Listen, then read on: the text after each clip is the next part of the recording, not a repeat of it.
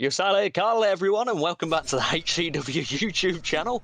My name is RateWrestle, and today I've got the privilege of hosting the UK Indy review with good old Dipois. God damn it, I said it.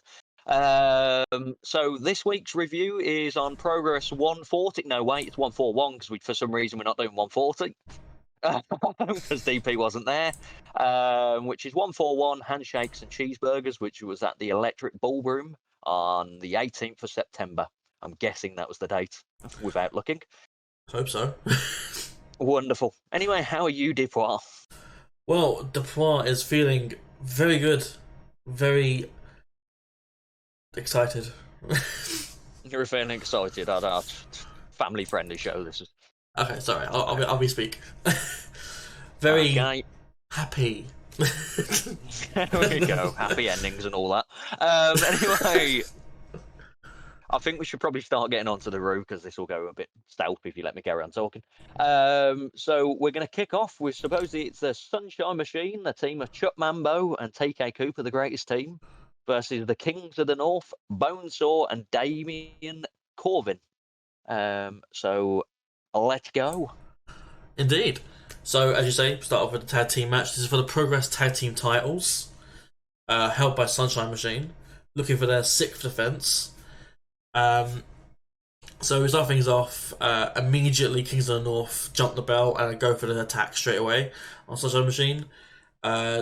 Few more minutes after that, we get Kings of the North still in control of the match with very few moments of hope and counters for Sunshine Machine.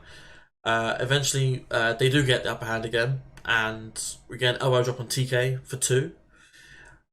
We get a diving crossbody, goes to the outside from Mambo onto Corvin. Kings of the North focus on TK's head, which doesn't work because TK is the headbutt messiah. We get Kings of the North back in control again, but they're wearing down on TK because they've taken out Mambo at this point. We then get a hot tag from Mambo, followed by Mambo Smash. We then get a pin broken up. Sorry, tag team move hit by Sunshine Machine, which leads to a pin, which is then broken up by Bonesaw. Following from that, we get a beautiful cutter and lariat on, from Bonesaw. But Corvin is the legal man. He's distracted. And he's rolled up by Mambo for free. Okay then. So a bit of like a full shenanigans finish, basically. Pretty much. But it was very out of nowhere as well. Yeah. So they retain the titles. That's all that matters, really. Exactly. That is their 6th defense on their road to getting 9. Getting 9. Who's the highest in Progress? The Grizzled Young Veterans, in fact, with 8. Ah, okay. Yeah. So they're looking to get 9. So they're currently on 6. So they'll lose it. They'll lose it at 8. I'm telling you. That's a story and a half. That isn't it? They better not. Actually, no. They'll lose it. If it brings in the veterans again to Progress, I don't mind that too much. Yeah, that'd be a good thing. Mm-hmm. I wouldn't mind that whatsoever, actually. So, what did you think overall of the match? I think it was a very good opener. I mean, you got this is a very obvious heel versus face dynamic as well. But Sunshine Machine are just overall great guys and they're very fun vibes. Mm-hmm. So, like, minus the beach balls, like, that would normally be there for Mambo at another event. But, like, yeah. They're just good vibes all around and everyone enjoys them. Well, most people enjoy them. And, yeah, I mean, it's just a very fun way to open up. It's always good. Get it kicked off straight away with some fun. Mm-hmm. But yeah, so we'll move on to the next match, which was the first installment of a GCW guy versus a Progress wrestler. So you had Tate Mayfairs versus the good old Effie, which everybody wants to see live, Effie. So before we get into that, actually, it was meant to be Nick Wayne and Callum Newman. Oh yeah, which was advertised for the match, but because Nick Wayne's injured from the TNT shows beforehand over the weekend, he couldn't wrestle or weren't cleared, for this match here with Callum. So it's announced that Callum will be added to the multi-man match later on down the line. Like Yeah. in the night, I mean. Yeah. But yeah, that's now a 7-man match. But yeah, as you say, it's now Effie and Tate main events. Tate enters the way he normally does, cocky, brash, the greatest professional wrestler who ever walked planet Earth has entered the building. Yeah. But following from that, we get a bit of Elton John. We get a magical entrance from Effie, Yeah. who enters to Goodbye Yellow Brick Road, which was it's a very fun entrance. It's also going to get blurred the hell out on WWE Network. Oh yeah, absolutely. That's not getting on there, yeah. Not at all. He's going to come out to some. It's either going to be silence or it's going to be some generic bum bum bum bum bum bum bum bum bum bum bum, and it won't work. We start things off instantly with the ref checking over both men. Effie's enjoying it. Tate's not. Effie makes the ref check Tate again because Tate is known to carry around brass knucks. And sure enough, the ref does find brass knucks on Tate. Outrageous. Actually, before we get into this, I'm going to ask, who do you think win this match? Because we discussed beforehand with the tag match who you thought was going to win. I'm going to go with Daddy. Daddy's going to win. Okay. That's Effie, by the way, for anyone who's not sure. Okay, so we get things off. After the ref gets the brass knucks, Effie goes straight in with a bicycle kick and then does hip thrusts in the corner into Tate's midsection. Followed by a hell of a kick. I don't know what he calls it. Just the Sami Zayn kick in the corner. Yeah. We then get a leg choke on Tate in the corner. We then get some what I called here unique offense from Effie. And thrust in action. So he traps Tate in the ropes in like a tarantula sort of hold. But then as he's done that, he's slapping Tate's belly. Love it. Yeah. Carry on. But yes, the offense on Tate continues as he hits a crossbody, Effie does, onto the rope hung Tate. We then get Tate is able to start fighting back at this point. Effie attempts a top rope move, but Tate pushes the rope down to get Effie to fall onto the turnbuckle, and then he throws Effie from the turnbuckle to the apron. So literally full on flip for Effie, back first apron. Not good. Then we get Tate with mounted punches. We get a lot of crowd chants directed towards Tate. I don't know, for the sake of YouTube, I won't say verbatim what they said. But it was just, confirming, just saying he's a B tier version of Joey Essex. We get a spear from Effie to get back in control. At this point, Tate is pleading with Effie, and my vision's not great for this, but from what I could tell, I think Tate was offering to kiss Effie, which really got Effie's gander going. Gander. Yeah, carry on. But yeah, so he gets to his feet, and under the the guise, he's gonna do it, and he headbutts Effie, which is unique way I suppose of doing it. But he gets Effie in the Tree of Woe, and he just needs to hit more moves. He goes for a coast to coast, does Tate, from the corner. So he goes to the other corner to do an elbow drop onto Effie in the Tree of Woe. But Effie gets out of the way of it, and then he proceeds to hit a blockbuster on Tate. We then get a TKO and a Dragon Sleeper from Effie, which Tate then survives, and hits a Rough Rider on Effie for 2. We then get another move from Tate. I don't know what he calls it, but it is another move that he does. And as he's going for the pin, you get the 1-2, and Tate rolls him up 1, 2, 3. Bullshit. While pulling in the tights as well. That's actually that. Oh, that's outrageous. So we got some effy arse, some bussy, as you might call it. No, they ain't teaming tonight. That's not how it works. But yeah, we got some gander, we got some arse, we got some greatness, we got.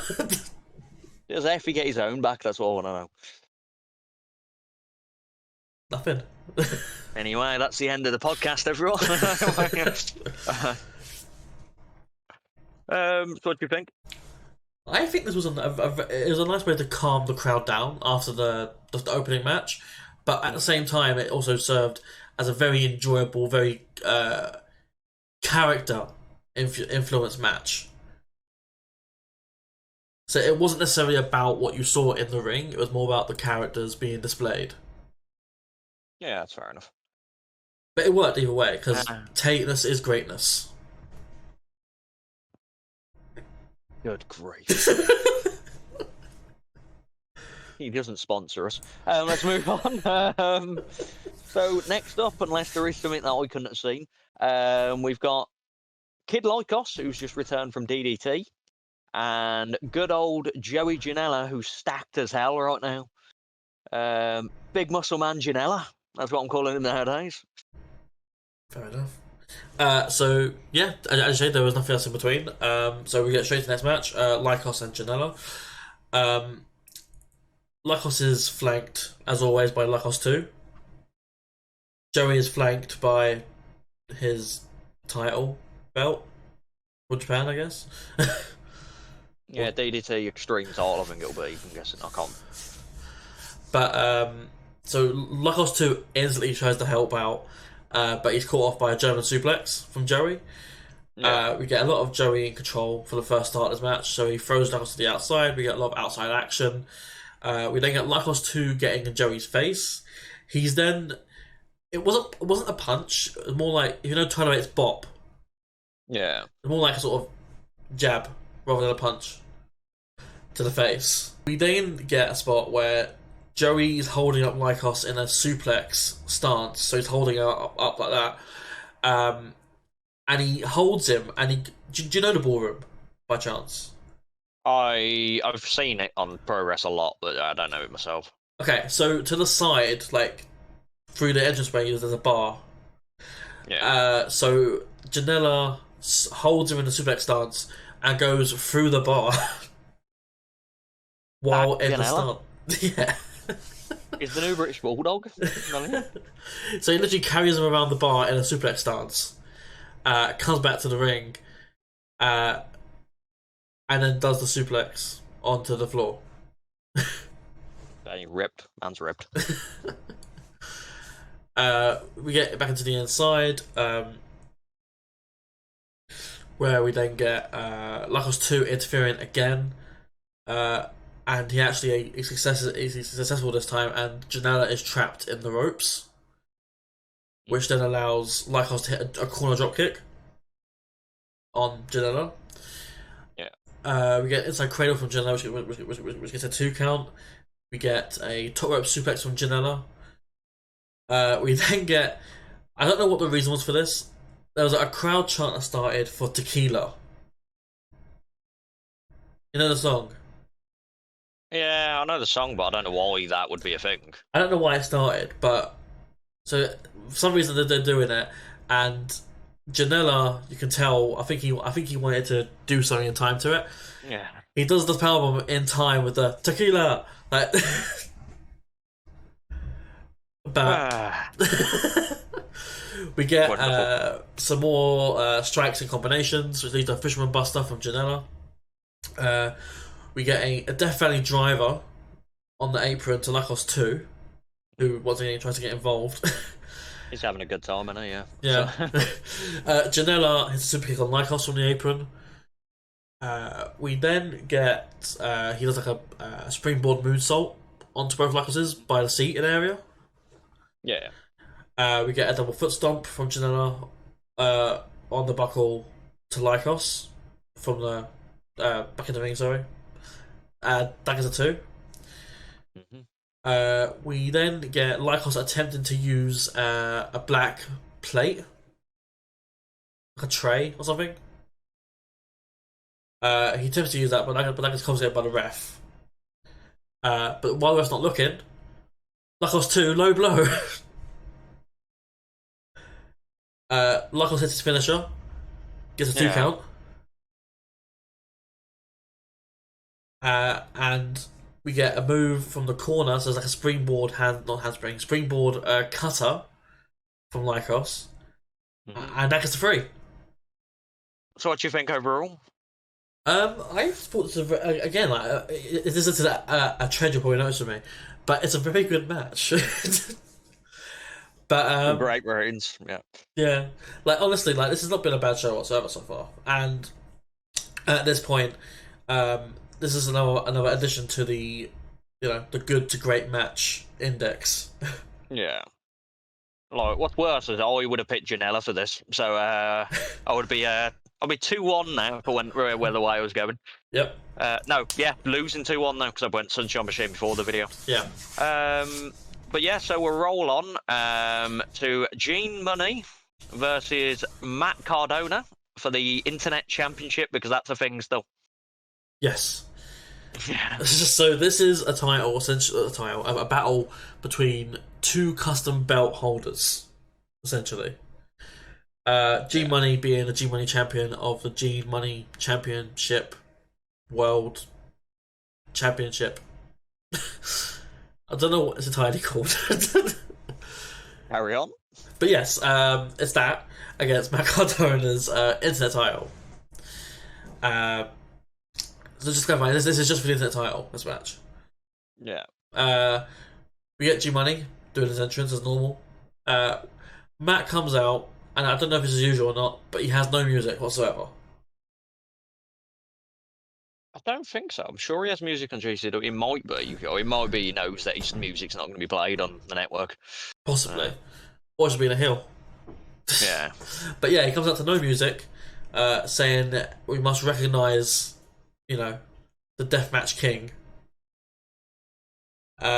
He cuts a full-scale promo here as well, knowing that he'll be on camera. Yeah, he's a smart man. Yeah. So because the PWI 500 had him ranked as, I think it was the 13th best wrestler in the world. Yeah.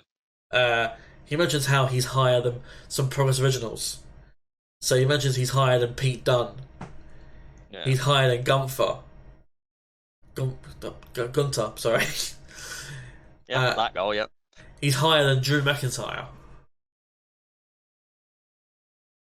He says that he's going to squash Gene, and he pleads the list matches that he's had against Shawn Michaels, John Cena.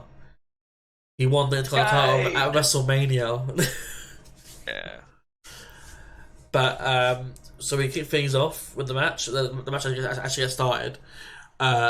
Matt attempts a Rough Rider, which is counted into a power bomb. Instantly, 1, 2, kick out. I'm going with Zack Ryder in this match. That's right. You mean Matt Cardona? Yes. Big money, Zack. But yeah, so after that, we go to the outside. Cardona needs to have a breather. Gene grabs both title belts and just starts parading around with both belts, holding them up above his head, and just walks around the ring a little bit while being chased by Matt. We then get a spot a bit later where Gene throws Cardona back to the outside, so they're at the inside at this point, and he has a suicide dive on Cardona. We get Cardona, who comes back. We're back into the ring with a through the ropes drop kick. So like he free throws Gene out and then does his like through the ropes, middle rope drop kick thing. At this point, the crowd are severely against Cardona. Like really against Cardona. Yeah. More than Tate, I'd say. Yeah, Cardona's a scumbag, don't he? That's his whole character. Mm-hmm. We get crowd chants of Chelsea's bitch. Who weren't there, by the way? I should clarify, she weren't there. She wouldn't come to the UK. Who would want to? So we get a roll up from Gene for 2. We get a through the rope spear from Gene, gets 2. At one point, the ref's taken out by Gene by accident because he goes for a splash, but Cardona moves out of the way and the ref gets hit instead in the corner. That leads to a low blow from Cardona. Cardona grabs his title, goes to hit Gene. He misses. Gene runs to hit his title and hits Matt with it. And then he sets up for it as the ref's getting up to his feet. And he hits Ainsley Lariat. Gene's actually going to win. 1, 2, kick out. Off of that. After that, Matt then proceeds to hit the Rough Rider after the commotion of Gene not believing it hadn't ended. Here's the Rough Rider, and that gets the 3 count. Whoa. Woo. What was your reaction to this match then? My reaction, it was a good match, but I just don't like Cardona. Wow. What's he done to you? Everything. He's done nothing. Good old Matt Cardona ruining promotions as you go along because he wins stuff. Post-match from this match, I mean, Cardona beats down on Gene and then taunts with both belts, the Inter title and the G Money title. He's then low blow by Gene, who then hits his own Rough Rider and then taunts the titles. Good old Gene. So yeah, I'm guessing there was an interval at this point. That would be correct, but there was something before that. Okay. So we get the host, Simon Miller, who is just saying to everyone it's time to, have a break and whatnot. But he's cut off by Party Hard. Which, to anyone who knows, that is Eddie Dennis's theme. He's not even booked for the show, but he's here. He's everywhere now, Eddie Dennis. He needs the time. He's gone from a heel to the ultimate Party Hard guy again. I love it. Yeah, I love it as well. It's great. He comes out. He's got a mic. Says that he should be here with a title, but he's not because he lost the Spike in Cardiff at Chapter 140. He says there's other world titles in progress that he's not got, indicating the Progress World Tag Team titles. And he says that he'll be bringing a short blonde man with him to the championship in Cardiff and the ballroom in October. And then we get little graphics on the screens that confirm that FSU will be in progress. Wonderful. So we'll see some lovely... That's some good shit. Hey, there's some Mandrews. Mandrews is back. Mm-hmm. The Indies are livening back up in the UK. Mm-hmm. So after the interval, the match that I would class as the best match on the card in excitement would be Blake Christian versus Leon Slater. I haven't watched it, but that just sounds like it would be an amazing match. Yeah, you're right. That is definitely the next match. Oh, yeah, next match. Was it a good match? So yeah, as this match served as, while it was competitive, I saw it more as an exhibition for both men to show off what they can do. Yeah, love it. So this is, as you say, very fast paced, back and forth. We get a series of strikes, we get kicks, we get splashes from Leon. We then get an outside move from Blake, who does an outside dive. We then get some more back and forth until Blake hits a dropkick. We then get a corner dropkick from Leon, followed by a handspring elbow. We then get a corner tope on Blake, so he does the corner tope. He does that on Blake. We then get a crossbody from Leon from the top rope onto Blake. We then get Blake with an inside cradle for 2 for hard forearm. We get a Blake roll through dropkick after another back and forth. We get a springboard plancha from Blake. We get Blake missing a splash. Leon capitalizes with an axe kick and a further kick to Blade's head for 2. We get Blake bring on 450 for 2. We get exchange of signature kicks between the two of them. We get Leon missing his 450 Star Splash, which then follows up with Blake hitting his step up curb stomp, which I think is the 3 count. Wonderful. GCW wins a match. They're rocking back in it now. Well, Cardona won as well, didn't he? Yeah, no one knows. No one cares about Cardona and GCW. Do. He's like the Antichrist in GCW as well, so he's just there, Cardona. But yeah, Blake Christian is the winner. And what do you think overall? Overall, it's pretty much what you said it was. I won't spoil too much, but this is one of the frontrunners for best match of the night. Yeah, Ray knows what he's on about without even watching the matches. This was insane. These two guys are insanely talented. I know Blake because of like New Japan stuff, like New Japan Strong and all that, but yeah, I don't necessarily know much about him because I don't really watch it. Yeah, like I knew a lot of Blake from GCW originally before he went to WWE. He had some great matches like Alex Zane and people like that. Just incredible. All heart. Yeah. And obviously Leon, I know through UK indie scene. And again, he's just insanely talented for someone who I believe is only 17 years old. He's already surpassed both of us in life. Yeah. Yes. Like he's fought like Blake Christian and Mike Bailey in the space of a month. That's depressing. Yeah. What have I done? I spoke to DP on the internet. But does he have 55 YouTube subscribers? But as usual, Blake leaves, and then in the usual sense for Leon, he gets a standing ovation. In a match he loses, he gets a standing ovation every time, and this was no exception. Good. So next up was the one and only women's match on the card. I was about to say, next up is the first women, then I realised it's the only one. So I don't know if they're officially called this yet. Is it the Lana Austin Experience yet? Is that a thing? Yes. Or is that, yeah, so you got Lana Austin and Sky Smithson versus Kanji, and the one I would be looking forward to seeing, Ali Catch live. Yes. Yeah. Take it away. So, we get the usual entrances and whatnot. So, Ali's from Texas, right? Yeah. It's not like she put on an English accent. The entire time she was there, she sounded a little Liverpudlian. God damn it.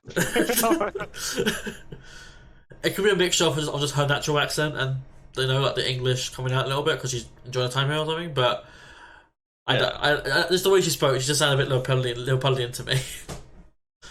Maybe it wasn't Alley Cat, maybe it was just like Alex X Falcon, and we just thought it was Alley Cat. But getting into the match itself, we start off with Kanji and Lana. Kanji uses a lot of speeds and like IQ plays to get an upper hand over Lana. Ali tags in as the Sky. Lana has a small tantrum in the corner. Ali plays to the crowd a lot more, and being Ali, she proposes to Sky, and that really gets Sky sort of like because obviously Sky is not as what's the word? Heel? I suppose, yeah, as Lana. So she's more susceptible to the, you know, the whole like face plays. Yeah. But so then we get into the actual match stuff, where Ali and Sky trade headlocks until Ali hits a senton for 2. We get Kanji who tags back in, tags on both until we get a hairball from Lana. Sky and Lana have control of the match. We get a delayed suplex from Sky onto Kanji. I didn't time it, but it was probably at least 10 to 20 seconds. You know his style. Not British Bulldog style anymore, Janela style. Yeah. There's no bar this time, though. Outrageous. Down to it. After that, we get Kanji who locks in Sky with a triangle choke. Yeah. Sky uses her power to get out of it, and then tags Lana back in. We get alley catch with multiple back and forths between sentons between Lana and Sky. So like both are in the corners, like seated, and then she does like those, like the what are they called, like the cannonball sentons things. Yeah. Like, Cannonball. Cannonball. No, it's just a cannonball. Yeah. to those two in the corner. We got Lana and Sky both tied up in the ropes, and Kenji tags in. They both exchange lariats on the women. Ali tags back in. We got further tag moves between the two of them. Kanji hits, I don't know what she calls it, but I know it as the 21 suplex. Yeah. So she does like the whole like spin over, springboard, back German suplex. Yeah. Ali comes in to help, but she's taken out by Lana during the pin. So it's not the end just yet. But we get Ali recovering on the outside as Kanji's having to face both Lana and Sky by herself. Suddenly, this woman comes in. She comes past me, because I'm like by the side area where they'd enter. Comes past me and just clobbers Kanji in the face. Just silence at first, but Kanji is just out from that, and then Lana pins her for the 3. And who was this big blonde woman? Well, the blonde woman was, if you've seen Twitter, because she's already posted it. Yeah. It's LA Taylor. Yeah, and she's going to be everywhere LA Taylor. Like, she's already, like, appearing everywhere. So, like, she'll be big in progress. Yeah. So that is now your new experience for Lana Austin. You have Lana Austin, Sky Spitzen, and now LA Taylor. Yeah, it's a good faction. Like, Lana Austin, I love her character work. Like, she's the Kamikaze Women's Champion at the moment. Like, she had a 4-way match, and she had, like, her offense is brutal as well.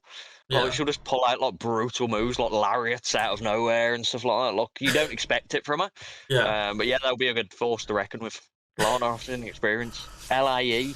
Yeah. And I think she's fighting Kanji for the Pro Women's title in, I think, Manchester? Out Collector? That's what she's going to do. It's one of those Deadly Viper tours. I don't know which one it is, but it's one of them. Yeah. But yeah, that's going to be a match for the future. And what was the overall thought? For despite it being the only women's match of the night, it was up there. It was the best women's match in the night. That's I thought you were going with that. No. It was honestly a really good match. I think it relied more on characters as well. Between Lana and Ali, and Kanji, of course.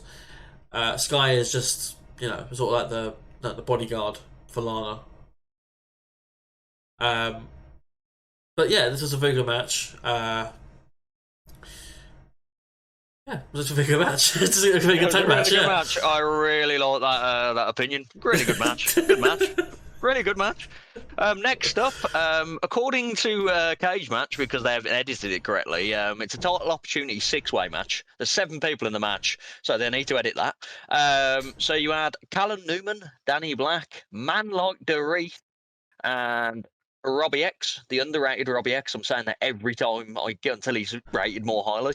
And then you had the 3 GCW guys of Jordan Oliver from Young, Done and Broke, Cole Radrick, and Tony Deppen. That is correct, yes. Yep. So as you say, the winner of the match would get a title shot at their company's title.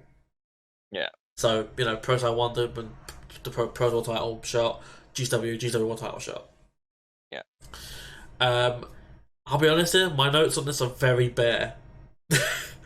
Only because this was a match that was so over the place. Yeah, it would be, wouldn't it? Yeah. That it was hard to keep track. Yeah, it probably sounds like, without going into your review, it just sounds like it's a one-move match where one guy's doing a move in the ring, rolls out, the other guy does another move. That's what it sounds like it's going to be. That's what it was to begin with, yeah.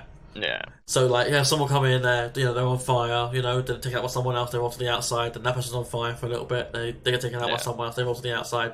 It becomes a whole cycle for a little bit. To the point where it's people standing outside, not even fighting.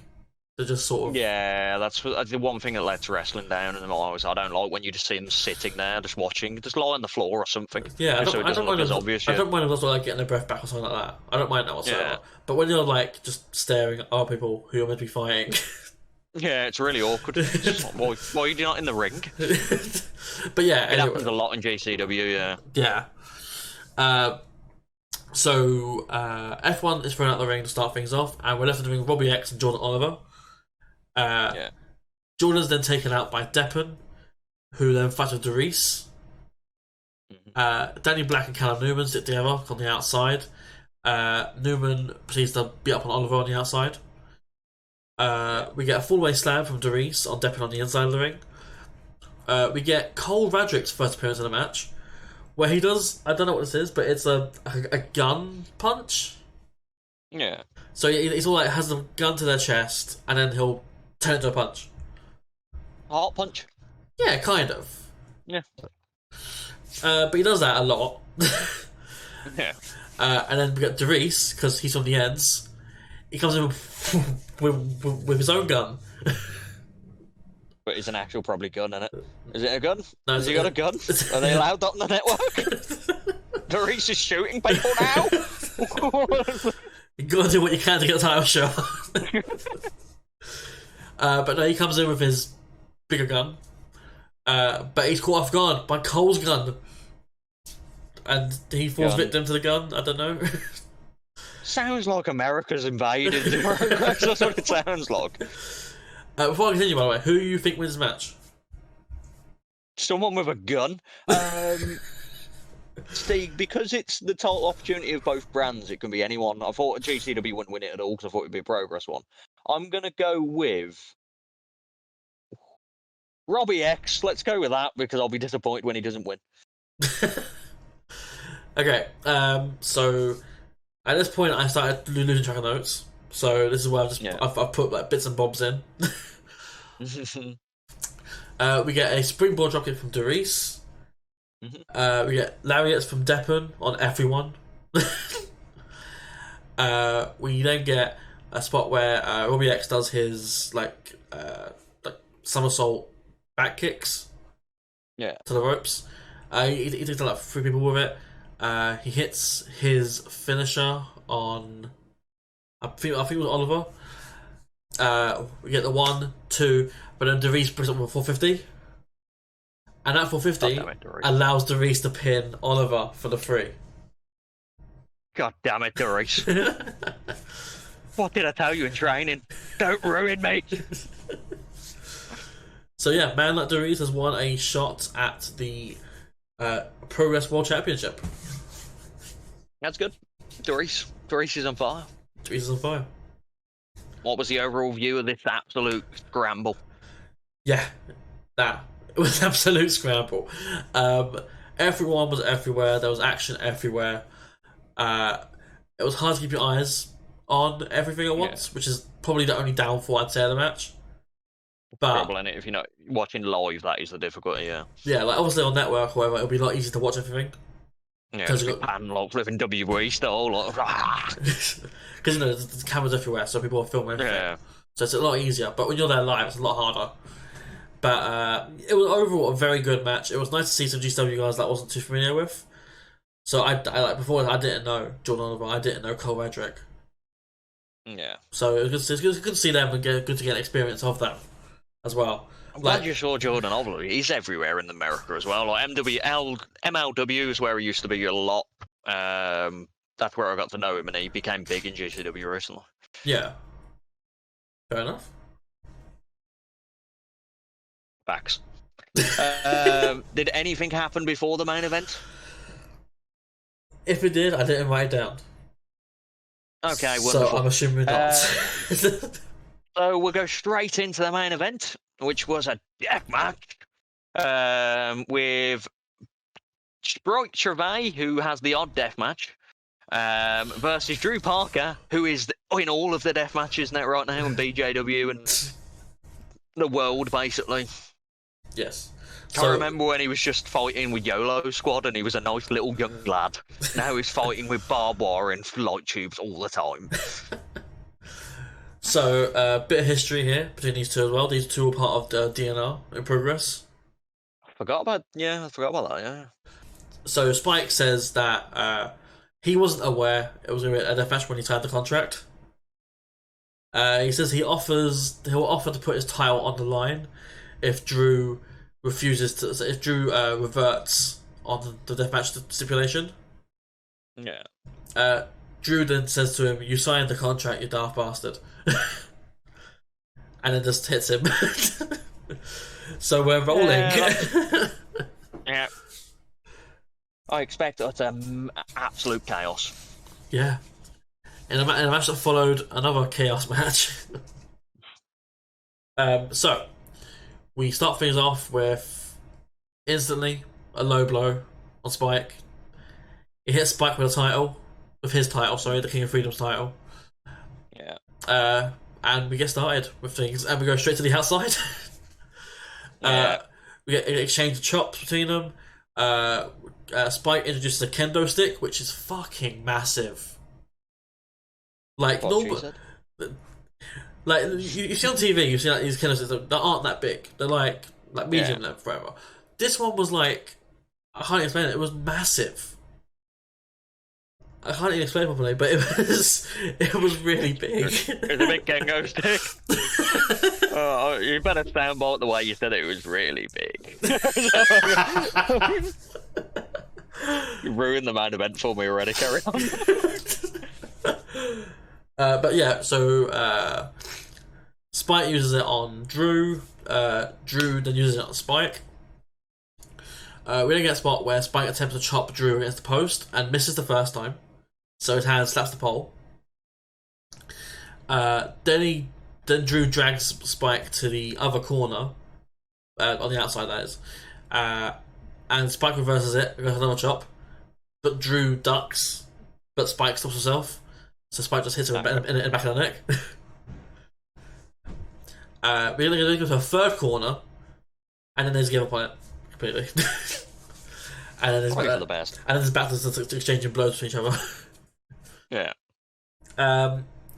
After this, we get Drew sets up Spike on a chair and does the run around the ring dropkick. He then drags Spike towards us. So like we're sitting by like, the fire exit area, and there's like stairs behind us leading to the outside. He brings him over to us in this general area, and then drapes him over the barricade, like where we are. So like up the stairs, but then up towards the barricade, but over that barricade. Yeah. And sort of like at this point, we're being told to move. Society's coming. Mm-hmm. So he drops Spike over the barricade, so he's now on the floor. Drew goes back through the fire exit to the outside, and he runs through and jumps on the barricade onto Spike. After they recover, we got Spike who brings in a table. Yeah. He also gets a mirror from underneath the ring as well, which I didn't see it coming, but he smashes it over Drew's head. Jesus. So there's actual like shards now around the ring and outside the ring. Yep, deathmatch. Let's do this. Drew takes control again now because the blood sort of reinvigorated him. He's now in control again. Spike's down. He leaves the ring. Just Drew goes to the back of the stage, and brings out a massive mirror, a big mirror, like the one you find in your home, probably. And he's like, brings it with him to the ring, sets it up in a corner, tries to throw Spike into it. Spike says, "Nope, not having it." And then he hits a move on Drew, takes Drew out. Spike then takes the mirror out the ring, back up the stage, and gets a hammer, which he pulled from somewhere, I don't know where he pulled it from, and then smashes the mirror on the stage with the hammer. Great, yeah. Yeah. He then takes one of the shards from the mirror brings him back to the ring, goes to swipe at Drew like he's gonna try and like stab him. Yeah. Or cut his throat or something. But we get like the spot where like Drew's like ducking out of it to avoid it. Eventually, Spike gets him, not stabs him, but he like takes him down and then digs open the forehead scar with the shard. Okay, yeah.